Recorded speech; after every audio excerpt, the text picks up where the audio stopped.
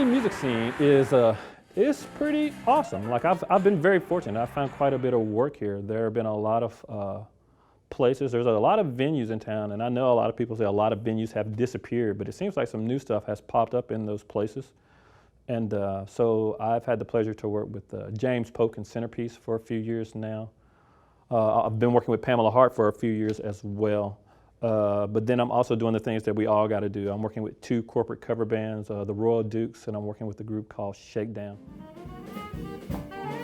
Other than that, I just recently started working with Joseph Serrato on this kind of smooth jazz R&B theme, and that's turning out to be quite an interesting project, and a guy named LJ Gomez, which is kind of like a pop gig with a little Latino flavor to it. So I stay busy, and I'm happy to stay busy, and the Austin music scene has been really good to me, so I have no complaints. And if anybody wants to come check it out, man, I suggest that you come even during South by or ACL, and you'll see the flavor of what the city has to offer, and it's many different shades. So yeah, come check it out. I could start with the cons. I mean, that's pretty blatantly obvious, you know. It's hard to make money around here just playing music in venues. A lot of these venues expect you to just, you know, play for drinks, or they expect you to charge at the door.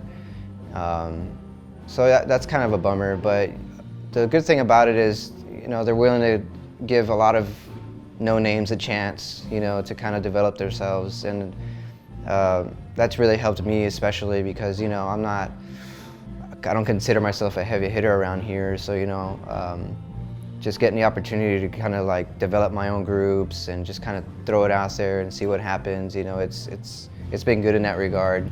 So that's a plus for the music scene around here in Austin. And then, you know, it's opened some doors for me, and I've gotten to learn a lot how things work around here, and I've networked with some people that own clubs or venues, or do booking here, do booking there, or promote these bands, and meeting other bands. It's just kind of snowballing, you know. So it's unfortunate that you have to start out free, but, you know, I think your talent will allow you to get to where you're trying to get. Well, the pros are how many great players there are, you know, and it's a small group in the jazz community, you know a bunch of people, but at the same time, there's, you know, you run into somebody and you know that they're going to be a good player.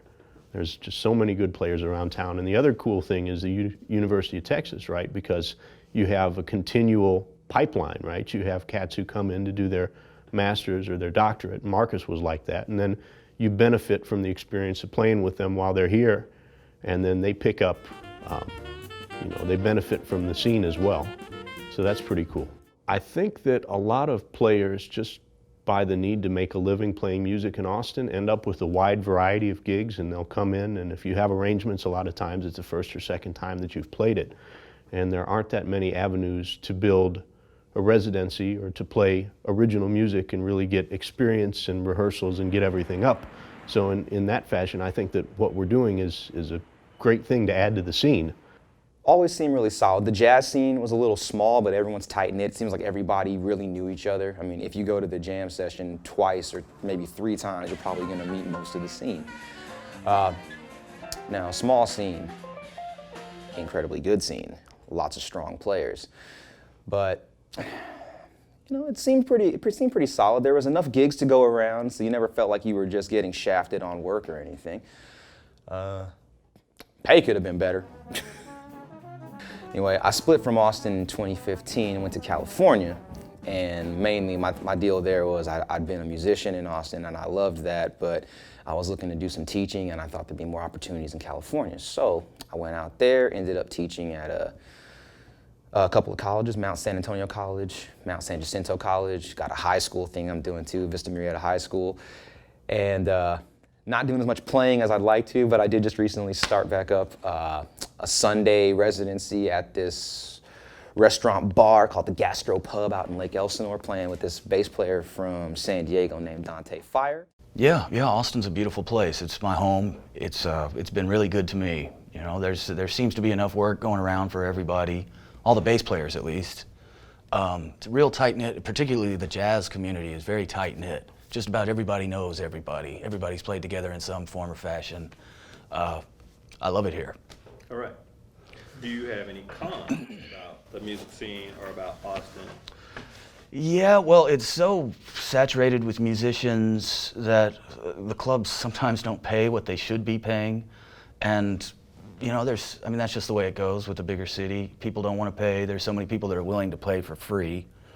And they call it the live musical capital of the world, the live music capital of the world. So you have, I mean, you can have a gig just about anywhere. I guess that's more of a pro, but Not a lot of yeah, cons. not too many cons. It really is a special place. Well, let me get myself together for this one. My perception of the Austin music community, it could be better, a whole lot better, as far as compensation. It's just like, you know, the city, all these taxes and the buildings and everything's growing, but the music scene's not growing. It's just like at a standstill. You know, it seems like most people are, there's nothing wrong with traveling and going on tour, but it's a lot of musicians here are struggling. You know, a lot of the musicians here are almost homeless. Like, I've been homeless since I've been living here. I've lived in my van. I was staying at Walmart on Palmer and Lamar, taking showers at 24 Hour Fitness, crashing at different people's couches and stuff. And I'm like, I didn't have to go through that in Kansas City because it paid decent. You know, we had a standard of pay around town. We didn't have ham. And like I told a lady in ham, I said, ma'am, if we got paid better, we wouldn't need ham because we would be able to afford our own health insurance, you know. There are some good venues here. You just got to know where to go. You got to know who to contact, and you got to know who to perform with. It's all about who you know. Austin is. But Austin is a good city. It is very accepting to all types of different music. That's another thing that I like about certain groups in Austin, like Miss Pam, Miss Hart. They business is on point. Always pay you on time, pay you night at the gig. Everything's very detail-oriented, rehearsals, emails. You know, that's what we like. That's where I come from. And it's kind of hard to deal with that with other people that don't do that, you know. Well, first of all, I love the Austin community because it loves me. I came here and started gigging in '91. James Polk and the singers, they were all very accepting. They showed me what to do in order to get started as an independent musician. And I've created Women in Jazz because we needed a niche for more women leading music in the Austin music scene, because that's a place where music is lacking for women. Can you tell us what Women in Jazz is?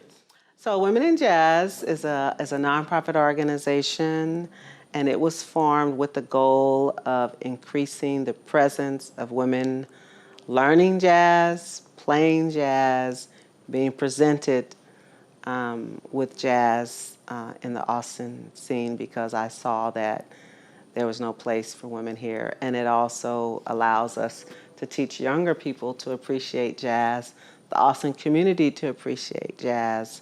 So it is the vehicle we use to keep jazz alive. The Women in Jazz project started actually in 1982. And Heartbeat Productions Women in Jazz is the nonprofit. Heartbeat Productions is the for-profit company that Kevin Hart and I have really for music production. First, Pamela Hart and presenting her, and then Kevin Hart with his sound engineering, and then whoever else we might produce. So Women in Jazz is a nonprofit, but Heartbeat Productions is the producer for the music that we do around Austin and the United States. The Austin community itself endorses music. They set aside funds. I get funding from the city of Austin for my Women in Jazz project. So it's really a good place to nurture your musicianship because everybody is so helpful.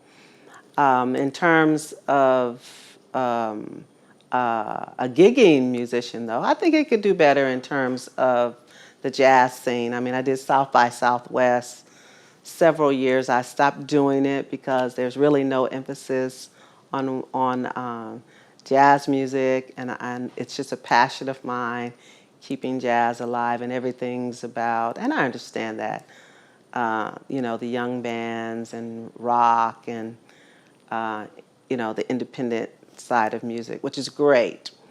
But don't, you know, don't cater to the jazz scene just for that 1 week as if it's gone on for a long time.